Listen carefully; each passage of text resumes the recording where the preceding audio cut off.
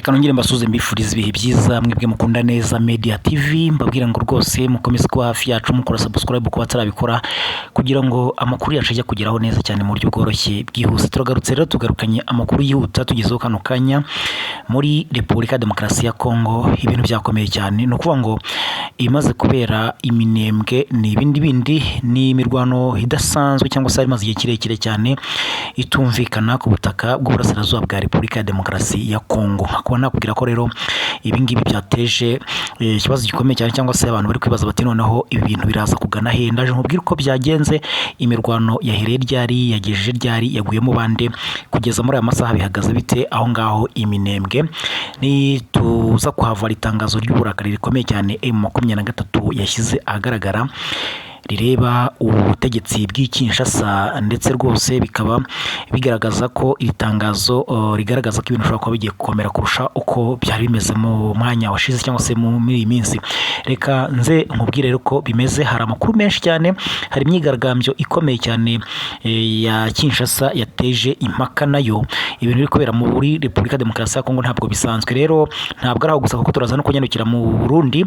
Perezida Evariste Ndayishimiye Neva ntabwo yorohewe rwose, ari ku ikarayi cyangwa se ari ku ipano bitewe n'uburyo ki abafatavuga rumwe n'ubutegetsi bwe, abo mu ishyaka rye CNDD-FDD, abandi bantu batandukanye ndetse n'abaturage kugeza no ku nzego zo hasi bakamejeje nyuma y'uko ibitoro cyangwa se ibikomoka kuri peteroli byabuze mu gihugu cy'u Burundi. Reka twinjire muri aya makuru muri rusange. Mbaye ikaze, nitwa Isaac Neza. Reka duhere ku byerekeranye n'amakuru y'imirwano iri kuvugwa mu bice bya za Minembwe. Minembwe muri aya masaha amakuru ahari nuko kugeza ubu hagejejwe ingabo nyinshi cyane, ariko ni nkubwira ngo ni ingabo nyinshi wumve ko ari nyinshi uraza kwibaza ati ni zande, ni zo ku ruhe ruhande. Ni ukuvuga ngo ni mu bice bya za Minembwe hagejejwe ingabo nyinshi zifite n'ibirwanisho ibyo mu bwoko bw'intwaro zirasa mu ntera ndende, intoya, amadrone, byose uko byakabaye. Hari icyo twita deployment. Ni bwa mbere hano hageze ingabo nyinshi cyane nk'uko amakuru duhabwa n'abari Minembwe abitubwira. Ni ukuvuga ngo aba bari mu duce dutandukanye rwose, ntabwo babona ko kandagiza ikirenge mu bice bya Minembwe. Aho bageze mu Kiziba niho hano bari kubanza kugera aho bita mu Kiziba. Ubwo abazi Minembwe barahumva neza cyane. Hanyuma nyuma yo kugera mu Kiziba bagakwirakwizwa cyangwa se bagakora ama deployment hirya no hino mu bice byo muri Minembwe muri rusange. Aho rero amakuru avuga ko bagaragaye hafi ya Rwiko, Rugezi, Kabingo, mu Kiziba nyine birumvikana, ndetse n'aho bita mu Gihuha hose niho bari kugenda bakwirakwizwa hirya no hino. Ni ibintu biri kugaragaza ko biteye ubwoba cyane.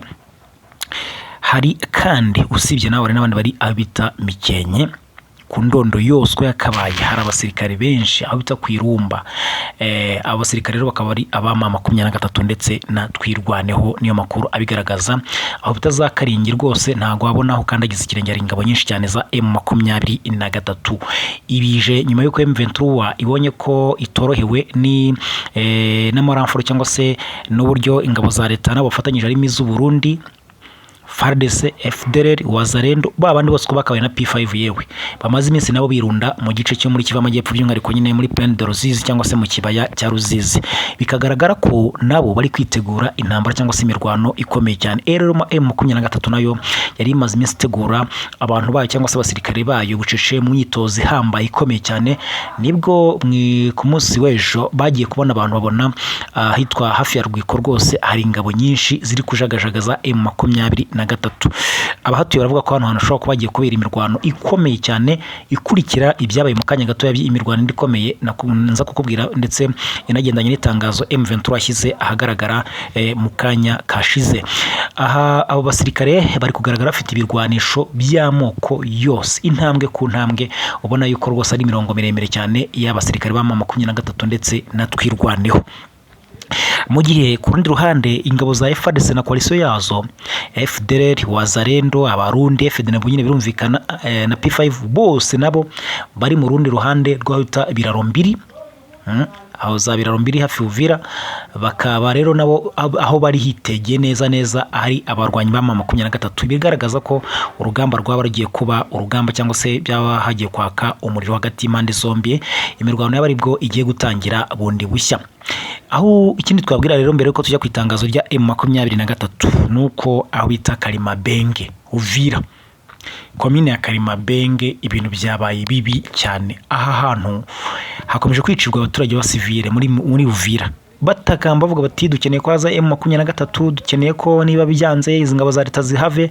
Baricwa babazwa nuvuga ngo abaturage ibahuye n'ingabo za leta Wazalendo FDLR barabahagarika mu nzira, uzana ibyo ufite byose cyangwa se amafaranga wayabura no kwicwa. N'ubu rero aha bita Kalimabenge by'umwereko bita Avenue Espoir, hiciwe abagabo 2 n'abagore 2, abakabishwe na FARDC na Wazalendo, bikanavuga ko harimo abo muri Hibo cyangwa se Special Force ya Hibo, ba basirikare ngo badasanzwe bo mu gisirikare cya FARDC, nabo bari mu bishe bano bagore n'aba bagabo, nyuma yo kubambura ibyo bafite birimo imyenda, birimo amafaranga, birimo byo kurya bari bikoreye, ngo barangiza bakabibima, kuvuga ati ntabwo bishoboka.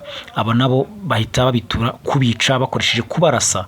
Rero bikaba ari inkuru ibabaje cyane abaturage baho, nyuma yo kumva izo mpfu bakaba batakambye bavuga bati amahanga akwiye kugira Uvira akareba icyo yakora, kuko naho ubundi bati turugarijwe cyane. Kuko ibi nabwiraga mu minsi ishize ko nabwo habaye isanganya nk'iri ngiri, hicwa abandi bantu bagira muri 6 bishwe n'ingabo za leta na Wazalendo, ndetse binateza impaka kubera ko Wazalendo bamwe muri Wazalendo bavugaga ko ngo abishwe abo mu moko yabo ngo y'abafurero n'ababembe, mu gihe bagabye ibitero kuri ku ngabo za leta, bituma ibyo ngibyo babishwanira bikomeye cyane, kuko bo bumva yuko abakwiye kwicwa gusa ari abanyamurenge, ari abo mu bwoko bw'abatutsi, abo ngabo gusa, mu gihe andi moko ngo adakwiye kuba yakorwaho. Bituma rero urugamba rurema cyangwa se rutangira rugenda rukomera cyane muri rusange.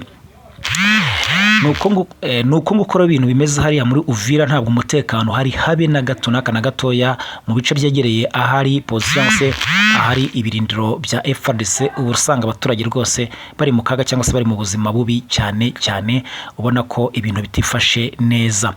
Aho rero akaba ari muri komine yitwa Kalimabenge, neza imwe muri komine zigize umujyi wa Uvira. Hanyuma tujya aho bita Ziraro, muri groupement ya Ziraro muri Karehe, umuriro watse. M23 n'igisirikare cya leta bari kurasana bikomeye cyane n'aya masaha mbabwira iyi nkuru. Nukuvuga ko M23 kuva ifashe groupement ya Ziraro, igisirikare cya leta bari gukubita urutoki ku rundi, bavuga bati tugombe tubone kano gace cyangwa se twongere tukisubize tukambure M23. Mu gihe banabona ko M23 kandi iri ku muvuduko ku buryo iri kwerekeza mu bice rwose bisatira wa Rikari, barasatira Bunyakiri, barasatira bita kubatwa. Aho hose M23 ramutse hageze nta kindi igisirikare cya leta cyaba kikivuze, nta nubwo cyaba kikibahagaritse, byaba bibakomeranye cyane. Bakaba bari gushaka hano Ziraro rwose umuriro watse.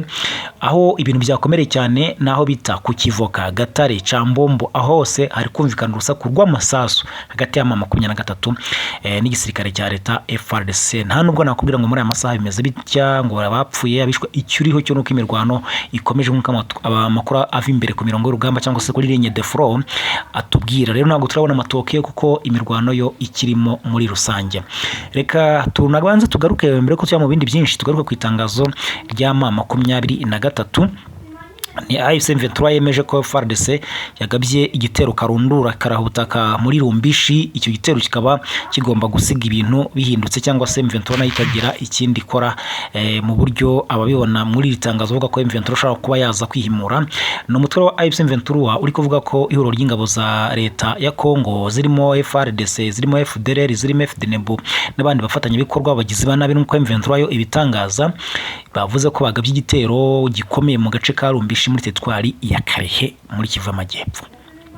Umuvugizi w'uyu mutwe mu bya politiki Lawrence Kanyuka abinyujije ku rubuga rwa X rwahoze ari Twitter yavuze ko kiriya gitero cy'ingabo za leta n'ihuriro ryabo n'abambari babo cyagabwe hakoreshejwe drone yo mu bwoko bwa CH4. Hanyuma akagira ati araba rwose ingabo zihuje z'ubutegetsi bwa Kinshasa zagabye igitero gifite uburemere bukomeye mu gace gatuwe n'abaturage benshi ka Rumbishi no mu nkengero zako muri teritwari ya Karehe. ati iki gitero cyagabwe hakoreshejwe drone y'intambara yo mu bwoko bwa CH4 cyangije byinshi kinahitana abaturage benshi b'abasivile bava no mu byabo bamwe. Baravuga ati rwose ari nabishwe. Iki gitero ni nyuma y'iki gitero AFC M23 amenyesheje abaturage ko iri ku ruhande rwabo, yizeza ko igomba gukora ibishoboka byose ikabarinda ndetse ikanabarwanaho, kandi igomba gukora ikintu gikomeye cyane nyuma y'ibyakozwe n'ingabo za leta n'abambari bazo. Iki gitero cyagabwe mu masaha ya saa 9:45 z'igicamunsi, birumvikana kinakurikira imirwano yayiriwe isakiranye M23 n'ingabo za leta hano rwose muri teritwari n'ubundi ya Karehe, nk'uko nari kubwira muri ya mirwano nyine yaberagaza hariya za Ziraro. Amakuru aturuka muri Kivu Amajyepfo aravuga ko iyi mirwano yiriwe rwose yahagaritse urujya n'uruza cyangwa se ubuzima bw'abaturage, ku buryo bamwe batangiye no kugenda bava mu byabo muri rusange. Reka tubanze tunagaruke kuri aya makuru, aho imyigaragambyo i Kinshasa ya UDPS yateje akajagari mu muhanda ngo ni ishyigikira ibihano bya Amerika kuri Kabila, ngo bishimira ko nyine Kabila yahawe ibihano kandi ko ngakwiye no kuba yafatwa akanyongwa.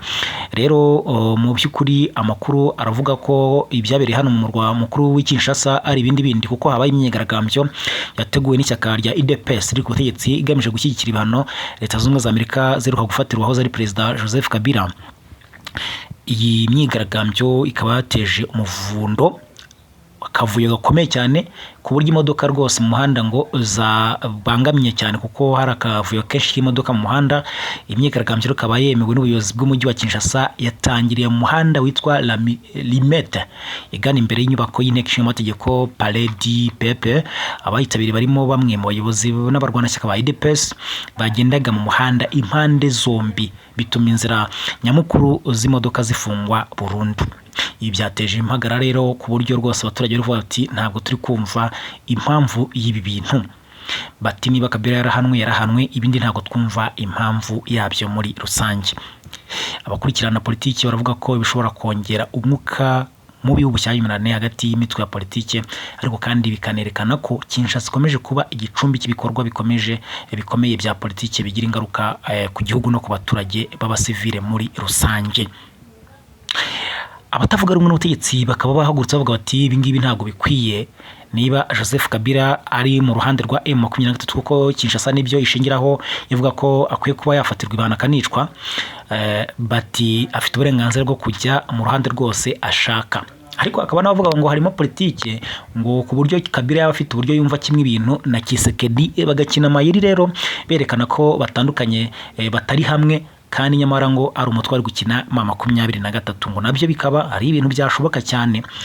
Reka ikindi nababwira soza aya makuru, mu Burundi ibintu byakomeye cyane. Abatavuga rumwe n'ubutegetsi bwa Perezida Evariste Ndayishimiye barubiye barakaye cyane, bavuga ko kuba hatari kuboneka igitoro gihagije cyangwa se bikomoka kuri peteroli, umukuru w'igihugu Neva abifitemo uruhare rukomeye cyane, kuko ubundi umukuru w'igihugu iyo hari krize y'ikintu runaka abagomba gukora igishoboka cyose, agakina diplomasi, agakina politike neza, ku buryo amahanga agira ibyo amwemerera icyo gitoro kikaboneka. Nubwo n'ahandi kitaboneka kurikije hano mu Rwanda, ntabwo wavuga ko esansi iri kuboneka nk'uko byari bisanzwe, ariko ubona ko nibura ubuyobozi bugenda bukora igishoboka cyose abaturage bakagerageza kuyibona, ndetse hagafatwa n'ingamba z'uburyo bakitwara neza kugira ngo bakoreshe ihari.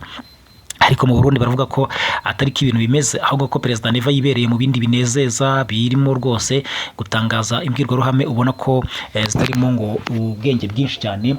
Bakavuga ko rero hakwiye kugira igikorwa uyu mukuru w'igihugu nubwo yitegura kuba yasubira ku butegetsi muri manda itaha, akaba yanavanwaho by'igitaraganya, kubera ko ngo ibyo ari gukora bitumvikana, binagendanye n'ibibazo iminsi biba mu Burundi, ntihasobanuke ibyabyo, ibyo bakeka ko hagabwe igitero mu minsi ishize, kuko hari intwaro zigakongoka ahitwa muri Kabaze, kugeza ubwo banazimuye ubungubu zikajyanwa Igitega bazihungisha, bavuga ko ibyabaye nta wamenya aho byaturutse bishobora kongera.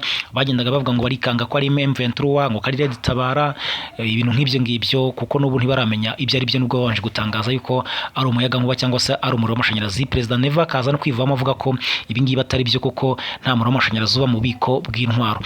Byose bakavuga ko burya asobanura ibintu atari uburyo buboneye bw'umukuru w'igihugu, ariko cyane cyane igihangayikishije cyane muri akaba ari uko igitoro cyabuze, kugeza ubwo abafite imodoka bamwe uba usanga bashaka uburyo bajya muri za Uvira muri Kongo bibagoye. n'ahandi hatandukanye, ubona ko rero ibintu bitoroshye cyane ko yanafunze imipaka y'ibihuza Burundi n'u Rwanda, aho bakabaye nibura baza kuyihahira, ariko kandi bikaba bigoranye cyane. Reka yewe mbashimire cyane mwebwe rwose mukunda Neza Media TV, mukore subscribe, mukande like, mukande share, ubundi amakuru yacu akomeza kugenda bageraho 5 kuri 5. Nicyo kintu nababwira, kuko hano tutofitiye ubusesenguzi, amakuru yihuta agezweho, breaking news ndetse n'ibindi bitandukanye, nta handi mugomba kubisanga ni kuri Neza Media TV.